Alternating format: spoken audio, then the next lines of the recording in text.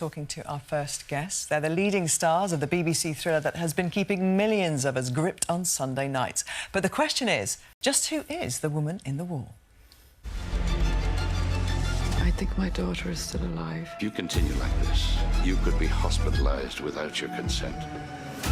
I'm not lying! I can't tell what's real anymore. I have to find her. I have to find my baby. I am not letting this go. You think I'm so scared of you, don't you? Hey! Yes, I do. I do. Joining us now are two of the police officers taking on the case of the woman in the wall, Simon Delaney and Daryl McCormick. Simon, it's a drama set around the Magdalene laundries. Just explain to us and to the viewers exactly kind of what that is. Well, it's something that you know, Irish viewers are very aware of. It's something. It's a national scandal that happened in Ireland's recent history. You know, this isn't something that happened back in medieval times. These laundries were still in operation. In fact, the last one closed only in 1996. And it centres around a Magdalene laundry and a mother and baby's home, which is where young women were sent if they were in trouble, if they got pregnant, etc., etc. The story is framed around those two institutions, and it takes place in a fictional village in the west of Ireland called Kilkenure, and set in 2015. And it is fictional. The characters are all fictional. It's not based on true events. And there is a murder in Dublin, and there is a murder in Kilkenure, and the two stories somehow are connected. And I play the local sergeant from Kilkenure. Daryl plays a much more high-ranking detective, of course, from Dublin. And he's sent down to us to try and sort out this mess. It's not the first time, is it, the Magdalene laundries have been seen on film, and I think people will remember Dame Judi Dench in Philomena as well, and many others.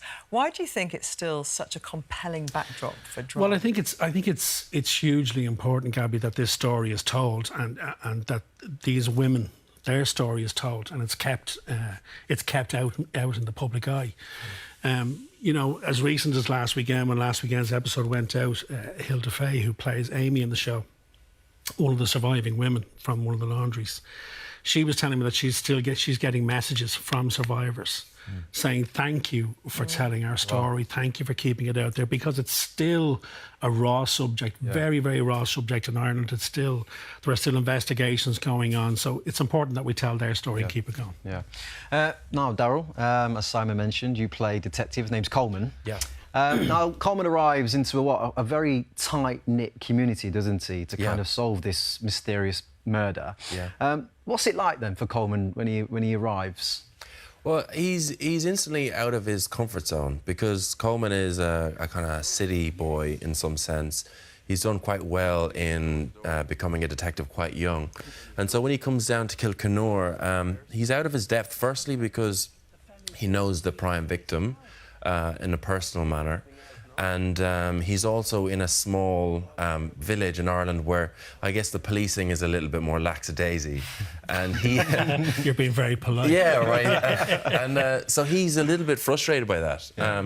I think he's a little aware that sometimes things are just, you know, brushed along the side. And there is that sense in Ireland sometimes when things are difficult to deal with, there's a temptation to just put it aside, you know.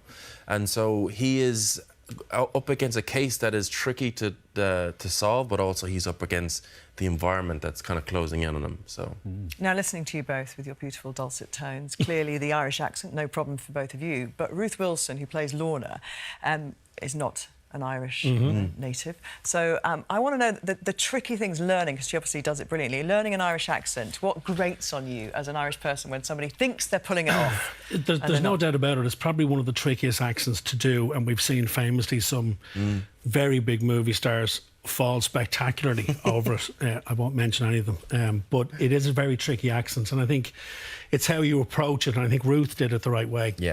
Ruth came over to Ireland and spent some time in the west of Ireland before production arrived. So she's getting it in her ear, because that's what it is. It's mimicry. It's get those lyrics in your ear and then replicate it. and she's nailed it. She's fantastic. She did a great job. She did a great dialect coach, Pather, on the show, but she has absolutely nailed it. Yeah. I gave her loads of tips, but she ignored all of them. Daryl, your roles just keep on getting bigger and bigger. We loved you in Good Luck Leo Grande with Emma Thompson, Peaky Blinders as well. But it all started because of Eddie Murphy. Apparently. Eddie Murphy and Martin Lawrence, and yeah, I used to watch a lot of comedies growing up as a kid, and those characters, because they were so big in the 90s, that was when I was watching a lot of films, they just stuck with me, the kind of caricatures and stuff.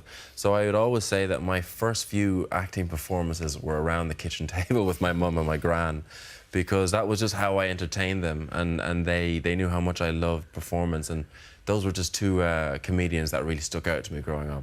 So I remember there was one story actually. I came home from, I was injured at school. I might have been like 8 years old, and I think I actually ended up breaking my hand. But anyway, my whole hand had swollen up, and just around that time, the Nutty Professor had come out. And so I came home and I hid my hand behind my back. And then I literally, in the last second, said, "Ma'am, I'm turning into the Nutty Professor."